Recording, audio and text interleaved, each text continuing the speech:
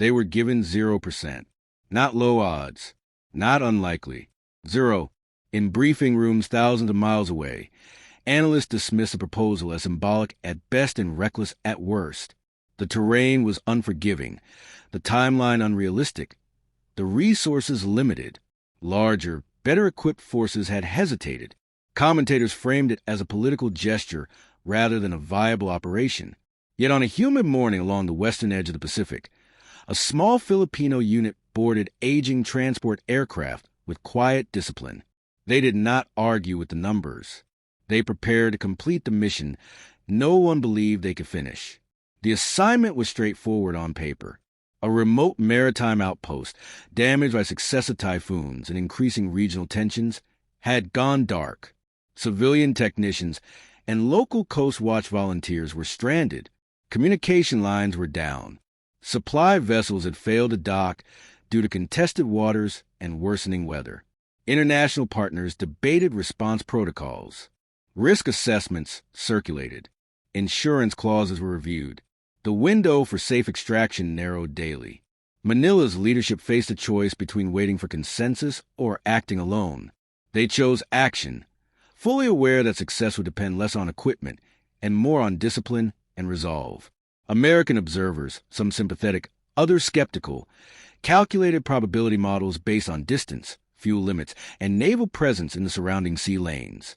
The numbers were not encouraging. Air cover would be thin, reinforcement options limited, weather patterns unpredictable. A mechanical failure would leave the unit exposed. Several analysts privately described the proposal as a demonstration rather than an operation. Publicly, officials were careful with their language, emphasizing support while offering little tangible backing. It was not hostility. It was caution shaped by precedent. Still, within those cautious assessments, the word impossible appeared more than once. Inside Fort Magsaysay, the selected unit trained without theatrics. They reviewed topographical maps printed years earlier, cross-referencing them with satellite images downloaded over unstable connections. Divers rehearsed approaches in murky coastal waters. Mechanics inspected helicopters older than many of the crew. No one spoke about odds. They spoke about tides, rotor clearance, fuel calculations, and medical contingencies. Several members had grown up near fishing villages, similar to the one they were tasked to reach. For them, the mission was not abstract. It was familiar terrain shaped by storms and uncertainty. Captain Miguel Serrano led the team. At 39, he carried himself with the steady composure of someone accustomed to limited resources. His record included disaster response operations and joint exercises with foreign militaries. He understood how his unit was perceived abroad, capable, disciplined, but constrained by budget. In private, he acknowledged the risks. In public, he focused on preparation. He reminded his officers that reputation would not determine outcome. Execution would. When a junior lieutenant asked whether external support might materialize mid-operation, Serrano responded evenly that planning for rescue by others was not a strategy. The outpost itself had little strategic glamour. A weather station, a modest communications tower, a reinforced pier, and a small housing cluster perched against limestone cliffs. Yet its position mattered. It monitored shipping lanes vital to regional trade. It provided early warning during typhoon season. Its civilian crew included engineers, a nurse, and 2 local volunteers who maintained generator systems. After the last storm surge, fuel reserves dwindled and antennas twisted off alignment. With neighboring patrols increasing in the area, the silence from the station carried both humanitarian and geopolitical weight. Families of the stranded workers gathered in Manila and Palawan, following news fragments through inconsistent updates. For them, the debate in foreign capitals was secondary. They wanted their relatives home.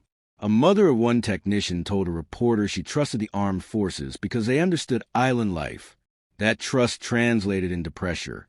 Lawmakers questioned whether the mission exposed soldiers to disproportionate risk. Social media oscillated between patriotic encouragement and concern. Within this atmosphere, the unit continued rehearsals, aware that public expectation could amplify both triumph and failure. When departure day arrived, the sky offered only partial cooperation. Low cloud ceilings forced revised flight paths.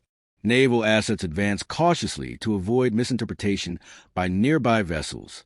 Coordination calls were brief and coded. The Filipino aircraft lifted off in stagger formation, rotor blades cutting through humid air thick with approaching rain. American liaison officers monitored progress from a regional command center, prepared to advise but not intervene unless circumstances escalated dramatically.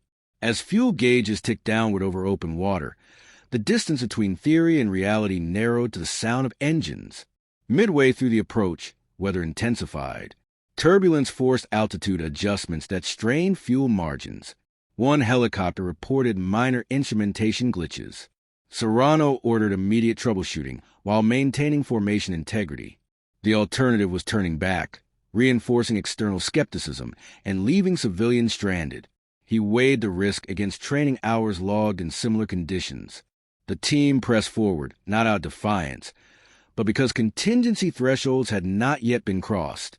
In the command center abroad, analysts recalculated survival probabilities. The percentage remained near zero. As the coastline emerged through heavy mist, the scale of damage became visible.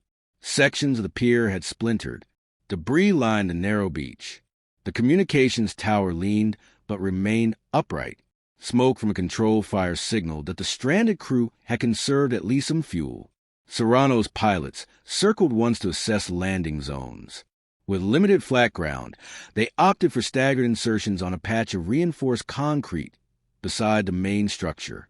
The first helicopter touched down in crosswinds that tested rotor stability. There was no applause, only immediate movement. Ground teams secured perimeter points, while medical personnel assessed civilians for dehydration and infection. The nurse station at the outpost had rationed antibiotics carefully, prioritizing respiratory issues caused by mold exposure. One technician displayed symptoms of severe fatigue, but remained conscious. Conversations were brief, efficient. No dramatic reunions. Just confirmation that everyone was alive. Serrano transmitted a coded update. Contact established. Survivor stable. In Manila, relief spread quietly through operations rooms. Abroad, observers noted the progress with restrained acknowledgement. The mission was not complete. Extraction remained the more complex phase. During initial repairs, engineers determined that the generator could not sustain extended operations. Evacuation would be necessary. However, worsening weather reduced immediate airlift capacity. The unit established temporary shelter reinforcements using salvaged materials and portable barriers carried in modular packs. Divers assessed underwater damage to the pier, ensuring naval vessels could approach without grounding. Each task required patience under pressure. There was no cinematic urgency, only steady execution. Serrano calculated a narrow weather window would open within 12 hours, based on updated forecasts transmitted through restored partial communications. That night, wind speeds climbed again. Rain battered metal roofing, forcing interior repositioning of equipment. Soldiers rotated watch in 4-hour intervals, maintaining vigilance for both environmental hazards and maritime traffic. Reports indicated unidentified vessels operating at distance. Serrano resisted speculation. His focus remained on safe extraction at first light. Inside the cramped housing unit, one of the rescued volunteers spoke about his family's fishing business and how storms had grown more erratic over the years. The conversation reminded several soldiers why maritime resilience mattered beyond strategy briefings. Before dawn, skies cleared just enough to initiate evacuation. Helicopters returned, fuel calculated to the minute. Weight distribution became critical. Equipment was prioritized for destruction or removal to prevent misuse. Sensitive components were dismantled swiftly. Civilians boarded first, guided carefully across uneven ground. Serrano conducted a final sweep of structures, verifying no personnel remained. He paused briefly at the weather station console, noting the last recorded wind measurement before systems failed days earlier. It was a small detail, but it marked continuity between interruption and restoration. As aircraft lifted away, one helicopter experienced a sudden drop in engine temperature readings. Procedures were executed immediately. The pilot stabilized altitude, while a crew chief verified sensor integrity. For several tense minutes, contingency plans hovered close to activation, turning back would compromise fuel reserves and expose the team to escalating winds. Continuing required confidence in training. Diagnostics confirmed a faulty gauge rather than mechanical failure. The formation resumed course. In foreign monitoring centers, some analysts revised their internal assessments, recognizing that variables had been managed rather than avoided. Naval extraction vessels met the helicopters at a predetermined waypoint, transferring civilians for onward transport. Medical staff conducted more thorough examinations, identifying early signs of malnutrition, but no life-threatening injuries. Serrano remained aboard until the last civilian was accounted for, then shifted focus to equipment inventory. He understood that completion meant not only survival, but accountability. Every device, every document had to be logged. Back in Manila, officials prepared statements emphasizing professionalism over bravado. The narrative would not center on disproving foreign skepticism, but on fulfilling duty. News coverage abroad adopted a measured tone. Some commentators admitted their earlier projections had underestimated the adaptability of smaller forces operating within familiar environments. Others emphasized that circumstances had aligned favorably. Within the Filipino defense community, reaction was similarly restrained. Success was acknowledged, but lessons were prioritized over celebration. Training protocols were reviewed. Equipment deficiencies documented. Serrano submitted a report noting that modernization remained necessary. Completing one mission did not erase structural limitations. It demonstrated what disciplined coordination could achieve despite them. For the families, the outcome felt less analytical. At a modest airfield reception area, relatives embraced returning civilians without cameras intruding too closely. One child asked his father why the sea had been angry. The father responded that the sea is not angry, only powerful. That distinction echoed the tone of the operation itself. There had been no villain, no dramatic confrontation, only weather, distance, and uncertainty.